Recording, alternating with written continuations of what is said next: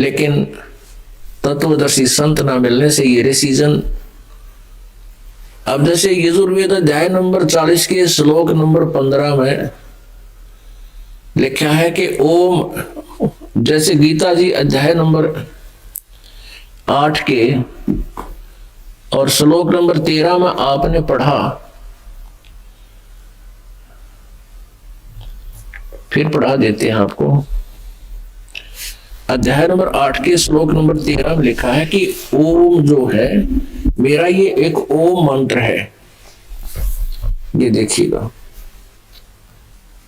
8वें अध्याय का 13वां श्लोक, ये 8वां अध्याय है और ये इसमें 13वां मंत्र है। ये 13वां श्लोक, ओम इति एकाक्षरम ब्रह्म विभारन माम अनुसमरन ये प्रयाति तजंदेहम स याति परमाम गतिम। अब ये क्या कहता है, माम ब्रह्म, मुझ ब्रह्म का, ओम इति एकाक्षरम, ओम यह एक अक्षर है बस, और विहारन माने उच्चारण करके, अनुसमरण माने सुमन करता हुआ, उच्चारण करता हुआ, सुमन करता हुआ, यह प्रयाति तदंदेहम जो शरीर छोड़कर जाता है, तजंदेहम देह शरीर छोड़कर जाता हुआ जाप करता है, स याति परमाम गतिम वह इस ओम नाम से मिलने वाली गति को प्राप्त करता है। अब ओम, अब आपको यजुर्वेद दिखाते हैं, देखिएगा। अब ये यजुर्वेद है,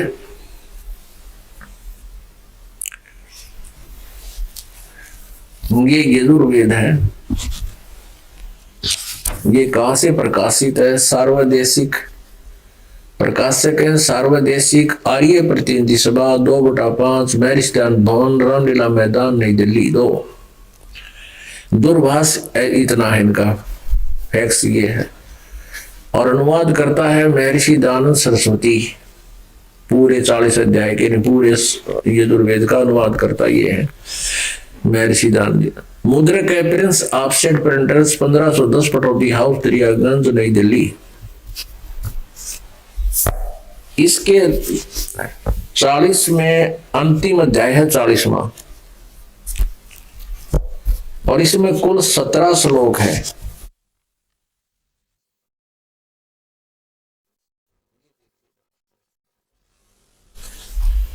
यजुर्वेद भाषा भाष्य और चतुवारिश से अध्याय 40वां, चतुवारिश से, और यहां ये 15वां श्लोक है। इसमें क्या लिखा है कि वायु अनिलम, वायु अनिलम अमृतम इथम अथ इदम भस्मांतम शरीरम, भस्मांतम शरीरम ओम कर्तु समर किलबे समर और कर्तुम समर, ओम कर्तु समर किलबे समर और कर्तुम समर। ये क्या है? भस्मांतम शरीरम वायु अनिलम अमृतम अथ इदम भस्मांतम शरीरम। भस्मांतम शरीरम माने वायु, माने जब आपका प्राण समाप्त हो जाता है। वायु अनिलम यानी सूक्ष्म शरीर में कुछ शक्ति अमरता प्राप्त हो जाती है भक्ति ओम नाम के जाप करने से। और भस्मांतम शरीरम शरीर छोड़कर जाते समय तक ओम करतो समर, ओम नाम का जाप, करतो समर, किलवे समर और करतुम समर, ओम नाम का जाप अंतिम श्वास तक, यानी शरीर छूटे तब तक ओम नाम का जाप करते रहना। कैसे करते रहना? काम करते करते करो, विशेष कलबलाट के साथ यानी कसस के साथ करो, और मनुष्य जीवन का प्रथम कर्तव्य जानकर ओम नाम का जाप करो। ये तो है ब्रह्म तक की साधना का। लेकिन इस अनुवादकर्ता ने भी इसका कैसे अनुवाद किया? हे कर्म करने वाले जीव, कर्तो माने कर्म करने वाले। इसका अर्थ है ओम नाम का जाप काम करते करते सिमरण करो। इसका अर्थ इसने कर दिया, हे कर्तो माने कर्म करने वाले जीव तू शरीर छूटते समय ओम, ये ओम अक्षर है, इस नाम वाच्य ईश्वर को, देखो अनुवाद करता कितना विचलित है। ये कहता है इस ओम, जिसका ओम नाम है ना, ओम का सिमरण ना करो, जिसका ओम नाम है, ओह शरीर छूटते समय ओम, इस नाम वाच्य ईश्वर को, जिसका नाम ओम है, उस ईश्वर को समर माने स्मरण कर, किल्बे माने अपने सामर्थ्य के लिए परमात्मा और अपने रूप का समर माने स्मरण कर, और कर्तम, ये कर्तम, ये कर्तम, इसका ये ऐसे लिखा है कर्तम, अपने किए का समर स्मरण कर। इस संसार का वायु, संसार का वायु धनंजय व रूप आदि वायु, कारण रूप वायु को, कारण रूप वायु, कारण रूप वायु को, कारण रूप वायु अमृतम अविनाशी कारण को धारण करता है। इसके अंतर अनंतर इदम माने यह, शरीरम माने नष्ट होने वाला मुख, सुखादि का आश्रय शरीर, भस्मांतम अंत में भस्म होने वाला, ऐसा जानो। अब इसने कहेगा मेरा था एक बनी एंड वेंड ठोक्या करता। अब इसने लिखा है कि जिसका ओम नाम है ना उसका स्मरण करो, और ये कहता ओम करतो समर, संस्कृत समृष्ट बता रही है। आप 6ठी 7वीं 8वीं का बालक भी इसको समझ सकता है, और वैसे भी किसी ने अक्षर ज्ञान है वो भी समझ सकता है। इस तत्व ज्ञान की कुंजी है, चाबी से खुला जाता है। ओम वायु अनिलम अमृतम अथिदम भस्मांतम शरीरम, अथ माना प्रारंभ होता है, पर आखिर से लेकर अंत तक जो इस और शरीर छूटते समय तक ओम नाम का जाप करता, काम करते करते सिमरण करो, विशेष कसरत के साथ सिमरण करो ओम का जाप, और अपना मुख्य कर्तव्य समझकर मनुष्य जीवन का ऐसा सिमरण करो।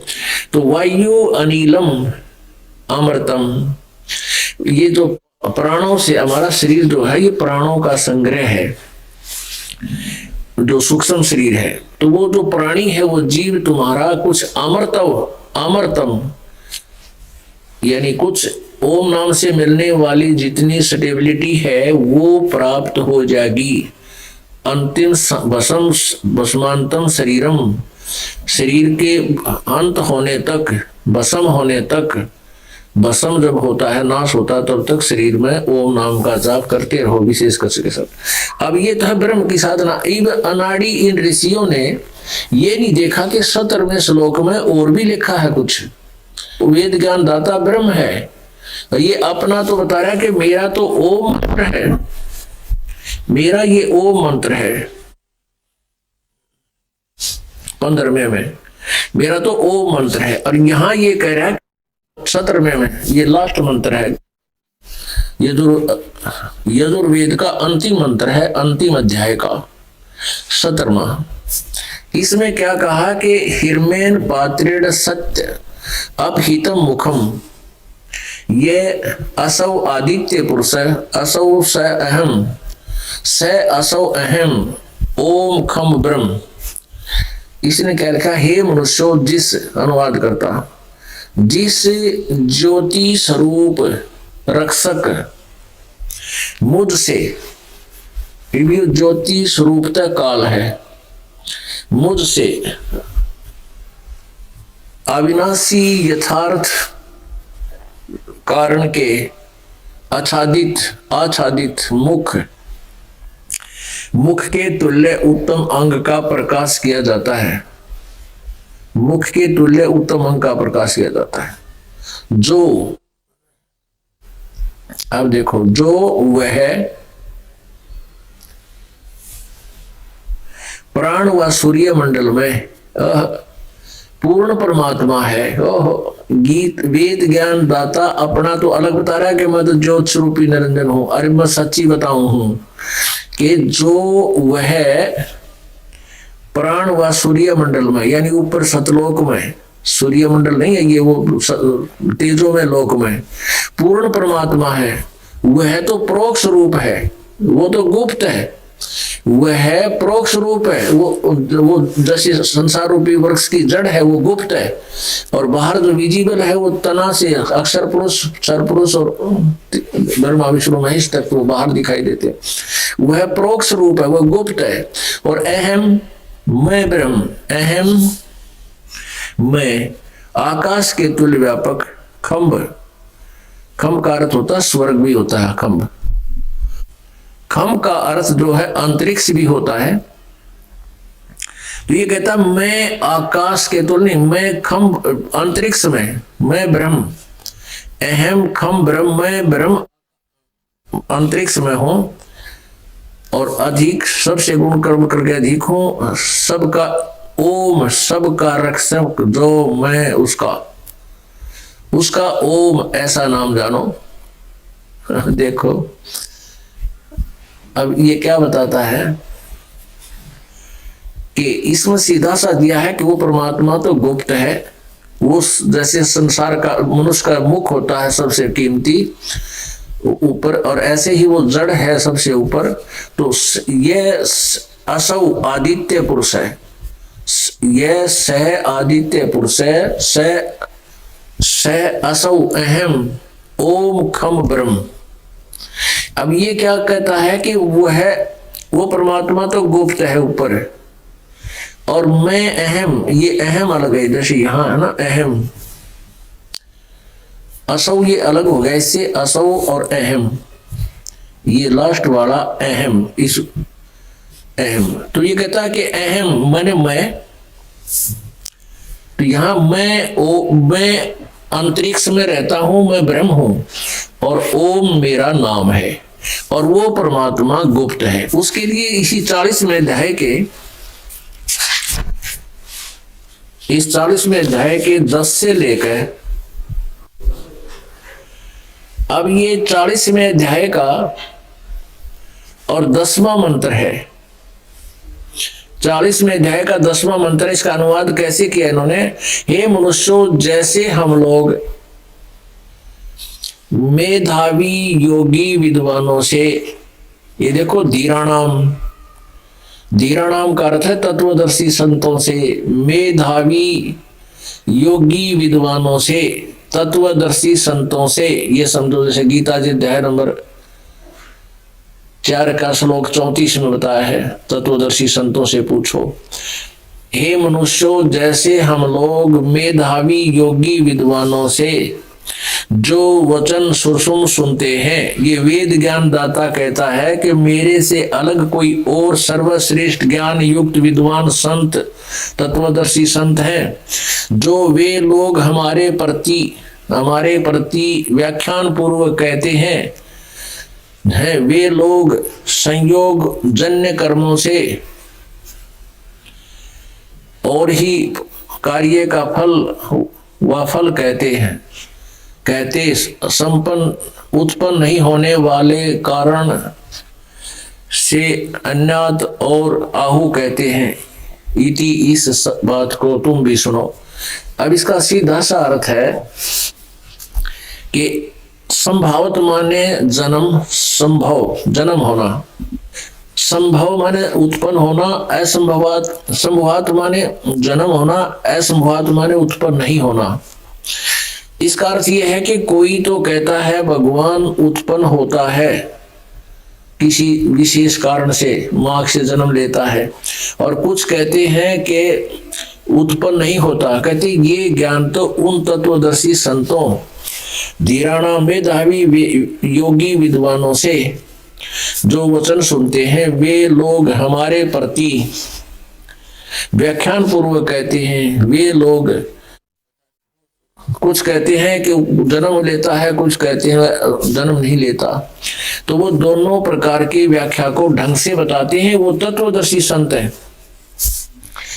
और फिर बताते हैं कि अब इसमें 13वें श्लोक में फिर कहा है 40वें अध्याय के, इसमें क्या कहा कि जो हे मनुष्य, जो विद्वान लोग यानी तत्वदर्शी संत हमारे लिए व्याख्या पूर्वक कहते हैं पूर्वोक्त विद्या का, यानी पहले श्लोक में मंत्रों में कहा गया है कि जिसने अक्षर ज्ञान हो गया वो तो विद्वान मान लेते हैं, जिसको अक्षर ज्ञान नहीं है वो विद्वान नहीं कहलाता। लेकिन विद्वान और अविद्वान की जानकारी भी तत्वदर्शी संत बताएंगे। उपरोक्त विद्या का अन्य ही कार्य व फल कहते हैं।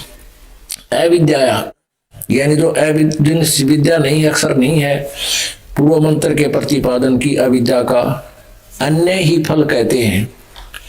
इस प्रकार उन धीराणाम यानी आत्मज्ञानी विद्वानों से, धीराणाम माने तत्वदर्शी संतों से, तत्व ज्ञानी विद्वानों से उस वचन को हम लोग सुनते हैं, ऐसा जानो।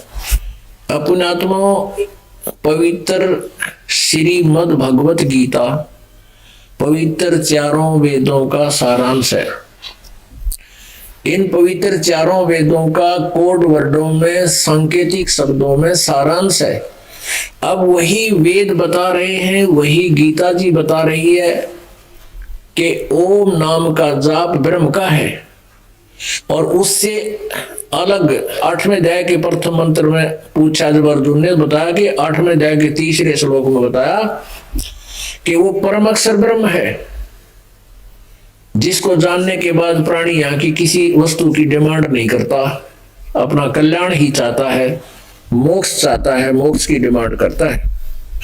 इसलिए गीता ज्ञान दाता ने गीता अध्याय नंबर 18 के श्लोक नंबर 62 में कहा कि अर्जुन तू सर्वभाव से उस परम अक्षर ब्रह्म, उस परमेश्वर की शरण में जा जिसकी कृपा से तू परम शांति और शाश्वतम स्थानम, सदा रहने वाले अविनाशी स्थान को, सनातन परम धाम को प्राप्त होगा। तेरी फिर जन्म मृत्यु कभी नहीं होगी। अपनात्मा इन ऋषि महर्षियों ने, ज्ञानियों ने वेदों को पढ़ा, इतना विवेक अवश्य हो गया कि एक ही प्रभु की साधना से जीव का कल्याण होता है, आन उपासनाओं से नहीं। तो उनको तत्वदर्शी संत ना मिलने से, जबकि संकेत कर रहे हैं वेद भी कि उस तत्वदर्शी संतों से पूछो, वो यथार्थ ज्ञान विधि बताओगे उस परम पिता परमात्मा की जो गुप्त है, जिसके बारे में जानकारी नहीं है, वेदों को भी नहीं है। जब चारों वेदों का जब अंत होता है उसमें लिख देते हैं नेति नेति नेति न इति। इसका अंत नहीं है, जो हमने बता दिया ये ज्ञान कंप्लीट नहीं है, इसका अंत नहीं हुआ है ज्ञान का। लेकिन हम जितना जानते हैं वो इस हमारे में जो वर्णन है वो इतना ही है, पर वो ये परमात्मा की महिमा और ज्ञान ये पूरा नहीं है। न इति, इसका अंत नहीं। न इति नेति नेति नेति नेति। अब परमात्मा भी कहते हैं जिस ज्ञान को हम लेकर आए उसको वेद नेति कहकर हारे, उसको वेद नेति नेति कहकर हार लिए, तब उस ज्ञान को हम लेकर आए। जहां से चारों वेदों का ज्ञान समाप्त होता है वहां परमात्मा कबीर जी का ज्ञान प्रारंभ होता है। अब ये ज्ञानी आत्मा अच्छी आत्मा थी, परमात्मा के लिए समर्पित थे। जैसा भी उन ऋषि महर्षि नकलियों से इनको ज्ञान हुआ, ओम नाम का जाप हठ योग करने लगे, हजारों वर्षों तक तपस्या करती, लाखों वर्षों का जीवन होता था पहले सतयुग में। हजारों वर्षों तक बिना कुछ खाए पिए कठिन साधना करते रहे, लेकिन तत्वदर्शी संत ना मिलने से इनका मोक्ष नहीं हुआ। यह भी इस ब्रह्म की ही, ब्रह्म तक की गति में ओम नाम के जाप से साधक कहाँ जाता है? ब्रह्म लोक में जाता है। ब्रह्म की साधना करने वाला ब्रह्म लोक में, विष्णु जी की साधना करने वाला विष्णु जी के लोक में, शिव जी की साधना करने वाला शिव जी के लोक में, दुर्गा की साधना करने वाला दुर्गा जी के लोक में, ब्रह्मा की साधना करने वाला ब्रह्मा जी के लोक, गणेश जी की साधना करने वाला गणेश जी के लोक। वहां चले जाते हैं। वहां एक होटल बने हुए हैं। आप जी की पुण्य भक्ति और पुण्यों की कमाई के आधार से आपको वहां सब सुविधाएं फ्री मिलेंगी। जब आपका पुण्य समाप्त हो जाएगा, आपको फिर ऐसे ही 83 लाख योनियों में धकेल दिया जाएगा। ब्रह्मा विष्णु महेश तक की स्वयं भी मृत्यु होती है। ब्रह्मा विष्णु महेश भी नाशवान है, इनकी भी मृत्यु होती है। तो इनके लोकों में गए हुए प्राणी भी तुरंत ही इनसे भी शीघ्र पुनः क्षीण होते ही पृथ्वी लोक पर आ जाते हैं। 83 लाख योनियों में भटकते रहते हैं। अपने आत्माओं, ये एक जटिल समस्या है। एकदम झटका लगता है नए व्यक्ति को कि ब्रह्मा विष्णु महेश को कैसे नाशवान बता दिया। इसलिए ये कंसेप्ट क्लियर करना अति आवश्यक हो जाता है रह रहकर, ताकि पुण्य आत्मा इस कुनीन को गटक सके। श्रीमद देवी भागवत यानी दुर्गा पुराण, शक्ति पुराण, ये गीता प्रेस गोरखपुर से प्रकाशित है।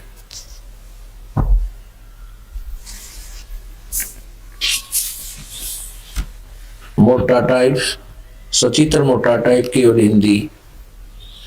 संपादक हनुमान प्रसाद पोदार और चिमन लाल गोस्वामी, और गीता प्रेस गोरखपुर से प्रकाशित है। प्रकाशक एवं मुद्रक हैं गीता प्रेस गोरखपुर, गोविंद मोहन कार्यालय, कोलकाता का संस्थान। ये इनके फैक्स और फोन नंबर है।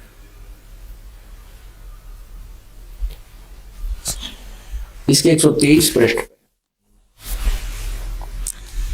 123 पृष्ठ पे देखिएगा।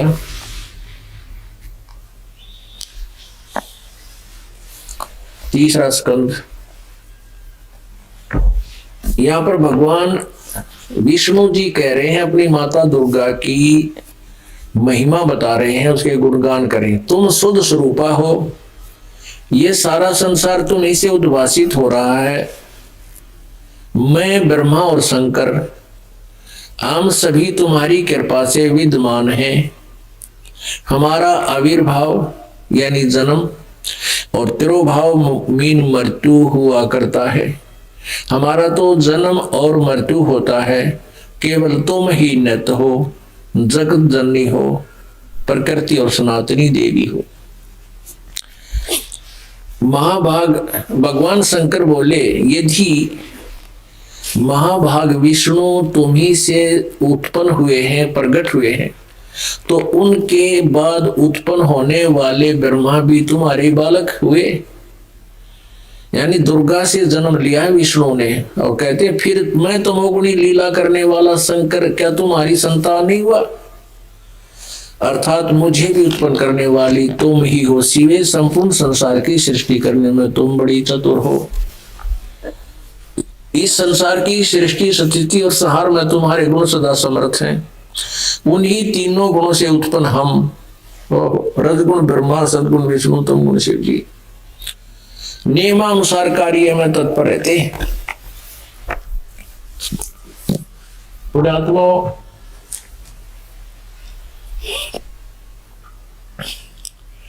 इस पवित्र सदग्रंथ देवी भागवत ने स्पष्ट कर दिया, 4 कंसेप्ट क्लियर कर दिए इन 5-7 पंक्तियों ने।